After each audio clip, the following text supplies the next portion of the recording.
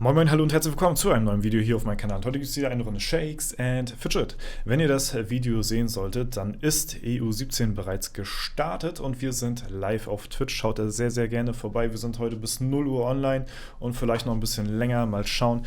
Wird auf jeden Fall mal wieder ein sehr langer Stream werden. Ich freue mich sehr drauf und ja, werden den Paladin auf jeden Fall mal auf dem neuen Server so testen, wie 70% der anderen Leute, die auf dem Server spielen, circa. Und natürlich habe ich auch mal wieder einen Server-Start-Code für euch parat. Für die Leute, die auf EU17 spielen sollten. Ja, Dorza-EU17. Der gibt euch eine Potion of Life, also einen Flügeltrank, 2 Wochen 50er Mount zum Anfang und 100 Lucky Coins. Ja, das ist doch mal ein cooler Start auf jeden Fall, würde ich sagen. Und das könnt ihr natürlich wie immer hier beim Pilzdealer oben einlösen. Geht unten auf Coupon und da könnt ihr das dann eintragen, ne, für die Leute, die das nicht wissen sollten vielleicht. Und ja, dann habt ihr das Ding schon drinnen. Wieder mal darauf achten, das Ganze ist nur bis Stufe 20 einlösbar. Danach ist der Code nicht mehr gültig. Ja, also die höher sind als Stufe 20, die können das leider dann nicht mehr nutzen. Deswegen passt auf jeden Fall auf und wie immer könnt ihr natürlich, auch wenn ihr wollt, dass eure ganze Gilde davon profitiert, einmal hier oben auf Rundmail gehen, dann kriegt eure ganze Gilde das, schreibt hier Code rein und dann eben den Server-Start-Code und dann hat eure Gilde da auch noch gleich was von. Deswegen, ja, vielen lieben Dank auf jeden Fall für jeden, der da eine Rundmail schreiben sollte und auf jeden Fall viel Spaß mit dem Code. Ja. Ansonsten, wie gesagt, bin ich schon sehr gehypt.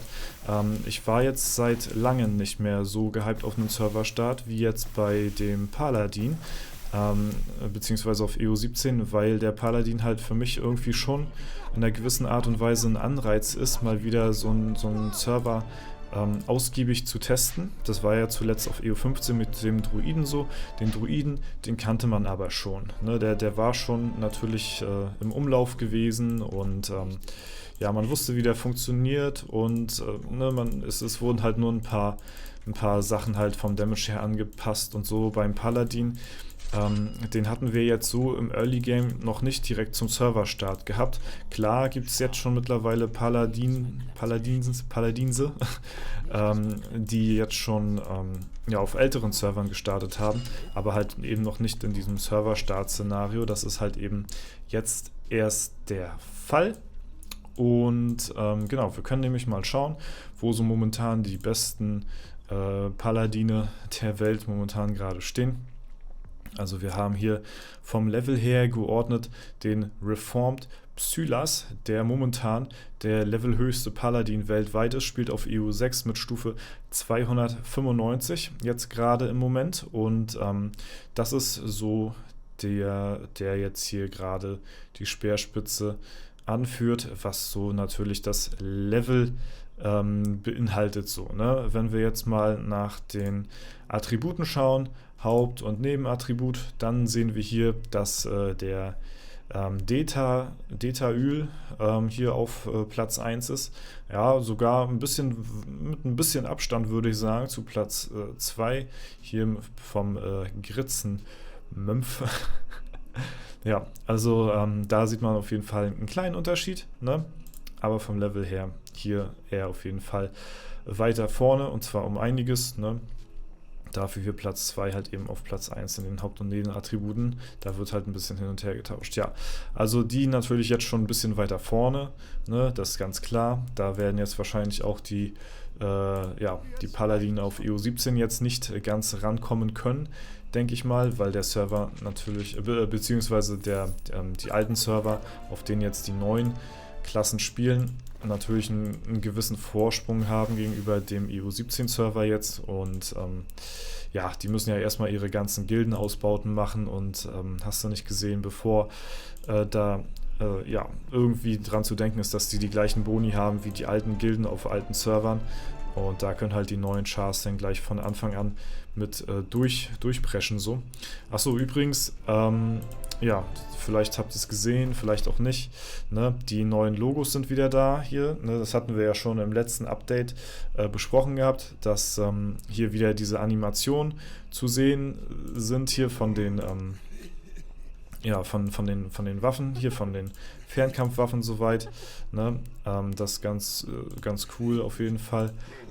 Ist Geschmackssache, ob einem das jetzt gefällt oder nicht. Ich finde das mit dem Pfeil und so, ja, zeigt auf jeden Fall an, okay, das soll die Waffenanimation sein. Ne? Es ist das, was sich die Community so gewünscht hat. Vorher war es halt hier auch so ein Viereck gewesen, jetzt ist es so ein Kreis.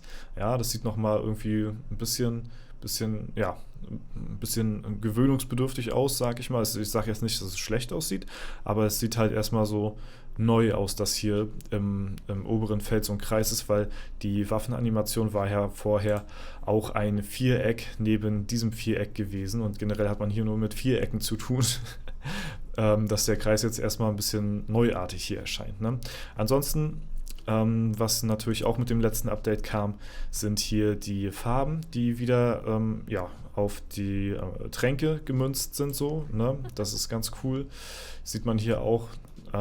Hier ist halt eben auch bei den Begleitern zählt hier eben auch der Int-Trank, weswegen man beim Endgame nachher so bei den letzten Dungeons überlegen könnte, einen Geschicktrank als Magier hier zu trinken, damit die Kunigunde ihren Geschickwert boosten kann, um mehr Damage zu machen im Dungeon. Ne? Das ist so die Taktik.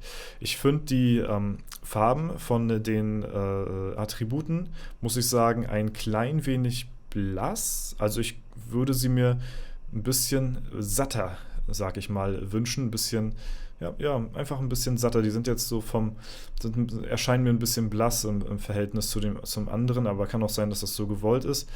Ich glaube, beim letzten Mal, als die so farbig gewesen sind, da waren die auch ein bisschen ja, heller, beziehungsweise halt eben ein bisschen satter und nicht so ganz blass wie hier jetzt. Kann aber auch sein, dass es halt, wie gesagt, so gewollt ist, damit das nicht so doll raussticht. Aber ich finde schon, dass das meines Erachtens nach rausstechen kann, damit man auch wirklich genau sieht, okay, die Tränke habe ich jetzt drin oder nicht. Sieht man auch ganz gut, hat man zwar jetzt auch vorne ein Fenster, aber sieht man dann gleich noch umso besser, wenn ein Trank abgelaufen ist, sieht man dann halt, okay, da fehlt was, das ist nicht mehr farbig und umso schöner ist das natürlich, wenn das halt eben dementsprechend auch auffällt, ne, damit man das dann gleich im Auge hat. So. Ja, ich habe mich jetzt ein bisschen an den Rahmen gewöhnt, muss ich sagen, den wir von Friendly Fire bekommen haben. Ne? Also ich weiß nicht, ich sehe hier natürlich ein bisschen eingesperrt drin aus, muss man schon sagen. So. Ne?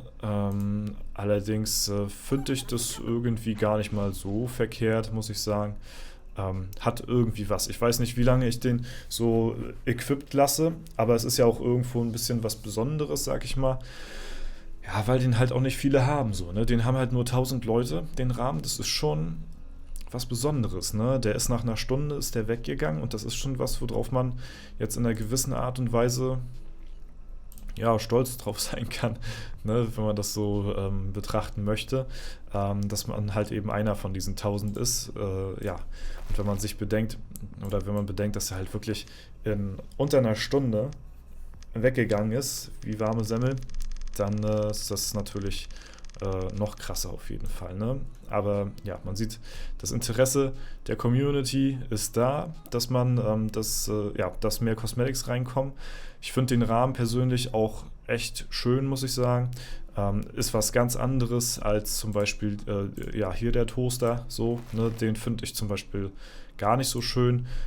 Ich bin auch kein Fan vom Goldrahmen, muss ich sagen, sonst hätte ich mir den wahrscheinlich auch geholt. Ich weiß nicht, hat hier jemand einen Goldrahmen irgendwie gerade am Start? Ja, ihr wisst ja wieder, ja, hier das hier, ne? Ihr wisst ja, wie der Goldrahmen aussieht, so finde ich jetzt ein bisschen auch zu drüber. Deswegen, ich finde den irgendwie so ein bisschen dezenter, muss ich sagen.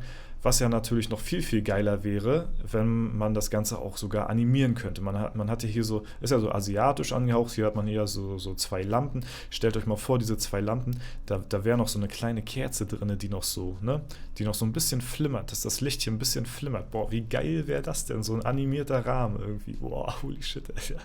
Also man kommt hier auf Ideen so, ne? Also da kann man schon echt gut was umsetzen auf jeden Fall. Aber naja, das ist halt eben alles soweit erstmal Zukunftsmusik. Ne? Und genau. Ja, ansonsten soll es das erstmal auch soweit von dem Video gewesen sein. Wie gesagt, wir sehen uns heute natürlich im Livestream wieder. Ich freue mich auf euch. Schaltet ein auf Twitch und bis dahin danke fürs Zuschauen. Haut rein und bis zum nächsten Mal.